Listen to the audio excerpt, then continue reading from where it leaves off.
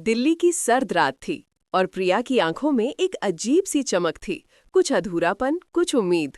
उनके बेटे राहुल को उनका ये चेहरा पसंद नहीं था। उसे लगता था माँ की दुनिया बस वही है और होनी भी चाहिए। लेकिन माँ के दिल में दबी एक ख्वाहिश, एक अनकहा दर्द, एक चिंगारी थी जो अब सुलगने लगी थी। क्या राहुल का बेपनाह प्यार इस चिंगारी को बुझा पाएगा, या फिर ये ज्वाला उनके रिश्ते को एक नई दिशा देगी? एक रात 4 बार राहुल ने अपनी माँ को मजबूर किया, हर बार एक नई सच्चाई का सामना करने के लिए, और हर बार उनके दिल का एक नया टुकड़ा बिखरता गया। नमस्कार श्रोताओं, हमारे चैनल पर आपका हार्दिक स्वागत है। आज हम आपके लिए लेकर आए हैं एक ऐसी कहानी जो आपके दिल को छू जाएगी, आपके रिश्तों को एक नई नज़र से देखने पर मजबूर कर देगी। इस कहानी का हर पल आपको भावनाओं के गहरे समंदर में ले जाएगा। तो अपनी हेडफोन लगा लीजिए, और अगर आपने अभी तक हमारे चैनल को सब्सक्राइब नहीं किया है तो कृपया अभी कर लें, ताकि ऐसी कहानियां आप तक पहुंचती रहें। आइए शुरू करते हैं दिल को छू लेने वाली ये दास्तान। प्रिया दिल्ली के एक शांत मोहल्ले में अपने 20 वर्षीय बेटे राहुल के साथ रहती थी। राहुल उनका इकलौता बेटा था। उनके पति अमित के निधन के 10 साल बाद भी प्रिया ने अपना पूरा जीवन राहुल की परवरिश में समर्पित कर दिया था। अमित एक सड़क दुर्घटना में चल बसे थे और उस समय राहुल सिर्फ 10 साल का था। प्रिया ने कभी दूसरा विवाह करने के बारे में सोचा तक नहीं। उनकी दुनिया राहुल से शुरू होकर राहुल पर ही खत्म होती थी। राहुल भी अपनी माँ से बहुत प्यार करता था। वो जानता था कि उसकी माँ ने उसके लिए कितने त्याग किए हैं और वो उन्हें कभी अकेला महसूस नहीं होने देता था। वो एक होनहार छात्र था। कॉलेज में अपनी पढ़ाई के साथ साथ एक पार्ट टाइम नौकरी भी करता था ताकि माँ पर बोझ न पड़े। प्रिया की उम्र अब 38 साल थी, लेकिन उनकी सुंदरता आज भी वैसी ही थी जैसी अमित के साथ थी। उनके चेहरे पर एक सौम्य मुस्कान हमेशा रहती थी, लेकिन उनकी गहरी आंखों में कभी-कभी एक अनकहा सूनापन झांक जाता था। राहुल यह सूनापन महसूस करता था, लेकिन वो इसे अपनी माँ की अमित के प्रति वफादारी मानता था। उसे लगता था कि माँ अमित को इतना प्यार करती है कि उनके अलावा किसी और के बारे में सोच भी नहीं सकती, और वो खुद भी अपनी माँ के लिए अमित की कमी पूरी करने की पूरी कोशिश करता था। वो अपनी माँ के लिए कभी दोस्त बन जाता, कभी बड़ा बेटा, कभी उनका सहारा। पिछले कुछ महीनों से प्रिया के जीवन में एक छोटा सा बदलाव आया था। उनके ऑफिस में एक नए कलीग आए थे, रोहन। रोहन भी प्रिया की ही उम्र के थे और उनकी पत्नी का निधन भी कुछ साल पहले हो गया था। रोहन एक बेहद सज्जन व्यक्ति थे और उनकी बातें प्रिया के अकेलेपन को कुछ हद तक कम कर देती थीं। ऑफिस में लंच ब्रेक के दौरान या कभी-कभी काम खत्म होने के बाद वे दोनों कुछ देर बातें कर लेते थे। रोहन प्रिया की उदासी को समझते थे और अक्सर उन्हें हंसाने की कोशिश करते थे। प्रिया को भी रोहन का साथ अच्छा लगने लगा था। एक अनजानी सी खुशी उनके जीवन में धीरे-धीरे दस्तक दे रही थी, जिसे वो खुद भी पूरी तरह समझ नहीं पा रही थीं। एक शाम प्रिया घर लौटी। राहुल कॉलेज से आ चुका था और खाना बना रहा था। प्रिया ने देखा कि राहुल ने उनकी पसंदीदा दाल मखनी और पनीर की सब्जी बनाई थी। वाह राहुल, आज तो तुमने कमाल कर दिया, प्रिया ने मुस्कुराते हुए कहा। राहुल ने पलट कर देखा। उसकी आंखों में वही बेपनाह प्यार था। माँ, आप खुश नहीं लग रही हैं आज, क्या हुआ ऑफिस में? राहुल ने तुरंत पूछ लिया। प्रिया थोड़ी चौंक गई। नहीं बेटा, ऐसा कुछ नहीं है, बस थोड़ी थकान है। राहुल ने उनकी बात पर यकीन नहीं किया। उसने प्रिया का हाथ पकड़ा और उन्हें सोफे पर बिठाया। माँ, मुझे पता है जब आप खुश नहीं होती, आपकी आंखों में आज कुछ अलग है। राहुल ने अपनी माँ को पहली बार भावनात्मक रूप से मजबूर किया कि वो अपने अंदर झांकें। ये पहली बार था जब प्रिया ने अपने अकेलेपन को महसूस किया, और ये भी कि राहुल उसे कितनी बारीकी से पढ़ता है। प्रिया की आंखों में आंसू आ गए। बेटा, बस कभी-कभी पुरानी यादें सताती हैं, उन्होंने बहाना बनाया। राहुल ने उन्हें गले लगा लिया। मैं हूं ना माँ, मैं कभी आपको अकेला महसूस नहीं होने दूंगा। प्रिया ने राहुल को कसकर पकड़ लिया, लेकिन उनके मन में एक सवाल गूंज रहा था। क्या राहुल का प्यार वाकई उनकी हर कमी को पूरा कर सकता था? ये पहली भावनात्मक मुठभेड़ थी जिसने प्रिया के दिल में हलचल मचा दी। कुछ दिनों बाद प्रिया और रोहन की दोस्ती और गहरी हो गई। एक दिन रोहन ने प्रिया को एक म्यूजिक कॉन्सर्ट के लिए इनवाइट किया। प्रिया ने पहले कभी ऐसा कुछ सोचा नहीं था, लेकिन रोहन की विनम्रता और उनकी बातों में छिपी गर्मजोशी उन्हें आकर्षित कर रही थी। उन्होंने सोचा कि इसमें क्या हर्ज है, बस एक दोस्त के साथ बाहर जाना ही तो है। उन्होंने राहुल को बताया कि उनकी एक सहेली के साथ उन्हें जाना है। राहुल को अपनी माँ की सहेलियों के बारे में पता था, लेकिन प्रिया के चेहरे पर जो चमक थी वो उसने पहले कभी नहीं देखी थी। राहुल को कुछ अजीब लगा। जब प्रिया कॉन्सर्ट से वापस आई तो रात के करीब 11 बज चुके थे। राहुल अभी तक जाग रहा था, टीवी देख रहा था।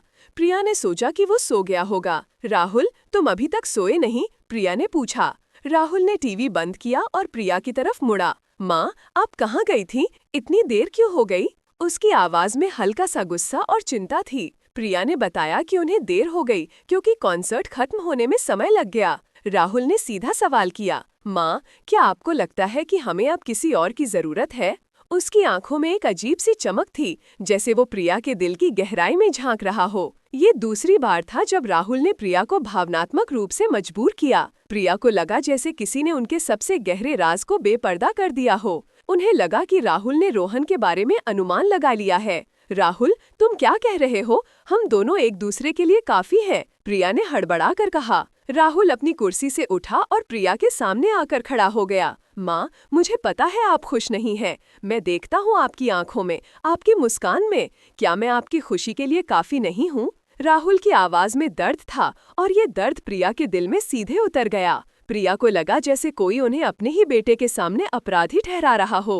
उन्होंने राहुल को समझाने की कोशिश की, लेकिन राहुल अपनी बात पर अड़ा रहा। माँ, मैं आपके लिए सब कुछ हूँ और आप मेरे लिए। हमें किसी तीसरे की जरूरत नहीं है। ये दूसरी भावनात्मक मुठभेड़ थी जिसने प्रिया को अपने रिश्ते की जटिलता और राहुल के बेपनाह प्यार के भार का एहसास कराया। उन्हें लगा जैसे राहुल उन्हें अपने ही प्यार के पिंजरे में कैद कर रहा हो। अगले कुछ दिनों तक प्रिया और रोहन के बीच कोई मुलाकात नहीं हुई। प्रिया ने जानबूझकर रोहन से दूरी बना ली थी। राहुल की बातों का उन पर गहरा असर हुआ था। उन्हें लगा कि शायद राहुल सही कह रहा है। लेकिन रोहन ने हिम्मत करके प्रिया को डिनर के लिए इनवाइट किया। प्रिया ने पहले मना कर दिया, लेकिन रोहन ने उन्हें समझाया कि एक दोस्त के साथ डिनर करना कोई बड़ी बात नहीं है। प्रिया मान गई। उन्होंने सोचा कि वो राहुल को बता देंगी कि वो एक पुरानी सहेली के साथ जा रही हैं। डिनर की शाम प्रिया तैयार हो रही थीं। उन्होंने एक हल्की साड़ी पहनी थी और वो बहुत सुंदर लग रही थीं। राहुल ने उन्हें देखा। माँ, आप कहाँ जा रही हैं? उसकी आवाज में संदेह था। राहुल, मैंने तुम्हें बताया था ना, मेरी सहेली के साथ डिनर पर जा रही हूँ, प्रिया ने कहा।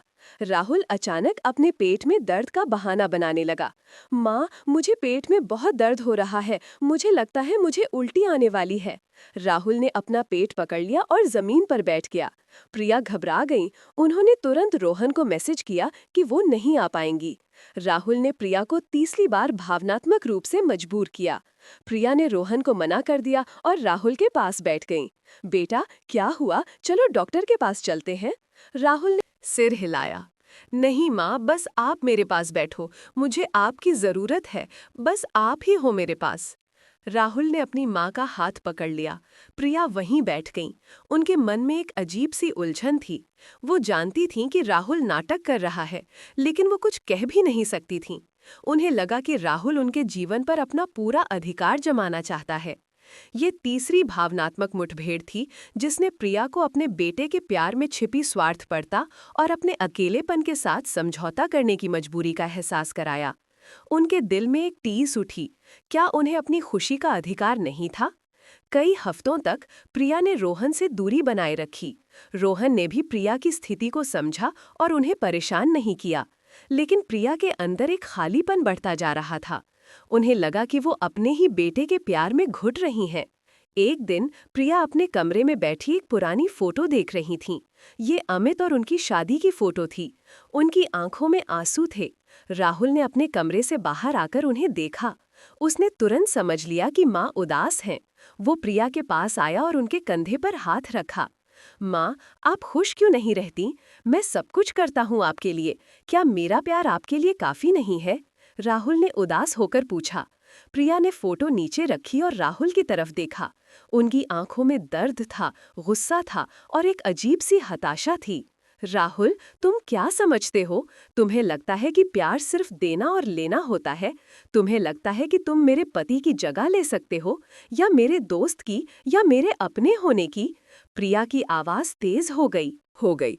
तुम मेरे बेटे हो राहुल, और मैं तुमसे बेपनाह प्यार करती हूँ।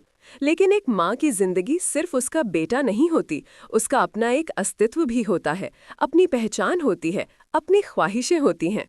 ये चौथी बार था और इस बार राहुल ने प्रिया को सच बोलने पर मजबूर किया। प्रिया ने अपने दिल का सारा दर्द राहुल के सामने उड़ेल दिया। जब तुम्हारे पापा थे तो मेरा जीवन पूरा था। उनके जाने के बाद मेरी दुनिया बस तुम बन गए। मैंने सब कुछ तुम्हारे लिए किया, अपनी हर ख्वाहिश को दफना दिया। क्या तुम्हें लगता है कि मैं खुश नहीं हूँ? मैं खुश हूँ राहुल, तुम्हारे साथ मैं बहुत खुश हूँ।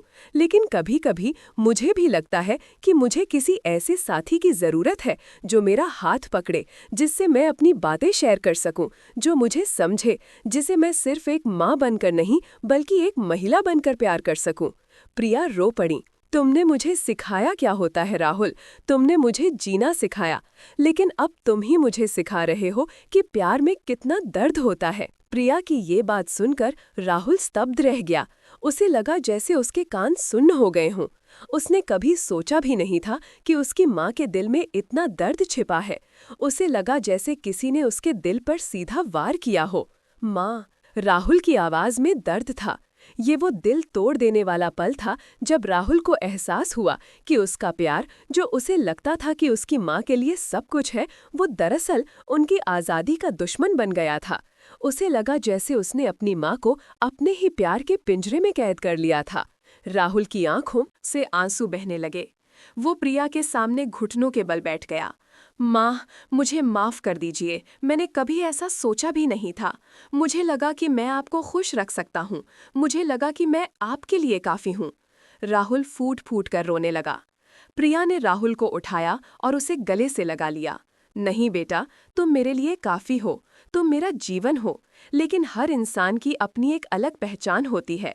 मैं तुम्हारी माँ हूँ, लेकिन मैं एक औरत भी हूँ राहुल, और मुझे भी कभी कभी किसी साथी की ज़रूरत होती है। प्रिया ने राहुल को समझाया, मेरा प्यार तुम्हारे लिए कभी कम नहीं होगा बेटा, बल्कि अगर मैं खुश रहूंगी तो मैं तुम्हें और बेहतर माँ दे पाऊंगी। मुझे भी जीना है राहुल, अपनी बची हुई जिंदगी को जीना है। राहुल ने अपनी माँ की आंखों में देखा। उसे अपनी गलती का एहसास हो गया था। उसने अपनी माँ के दर्द को समझा। उसे पता चला कि उसका बेपनाह प्यार ही उसकी माँ के लिए बोझ बन गया था। ये पल उनके लिए एक दिल तोड़ने वाला पल था, क्योंकि इस पल में राहुल ने अपने बचपन की मासूमियत को खोया था और प्रिया ने अपने बेटे के सामने अपनी सबसे गहरी कमजोरी को स्वीकार किया था। अगले दिन राहुल ने प्रिया को सुझाव दिया कि वो रोहन से मिले। प्रिया को विश्वास नहीं हुआ। राहुल, तुम सच कह रहे हो? राहुल ने मुस्कुराते हुए कहा, हाँ माँ, मुझे पता है कि आपको भी अपनी खुशी का हक है, और अगर रोहन अंकल आपको खुश रख सकते हैं तो मुझे कोई आपत्ति नहीं है। राहुल ने प्रिया का हाथ पकड़ा। बस माँ, मुझे कभी मत भूलना। प्रिया ने राहुल को कस कर गले लगा लिया। उनकी आंखों में खुशी के आंसू थे। उन्हें लगा जैसे उन्हें एक नई जिंदगी मिल गई हो। राहुल ने अपने प्यार के पिंजरे को तोड़ दिया था और अपनी माँ को आज़ाद कर दिया था। कुछ दिनों बाद प्रिया और रोहन ने एक दूसरे को डेट करना शुरू किया।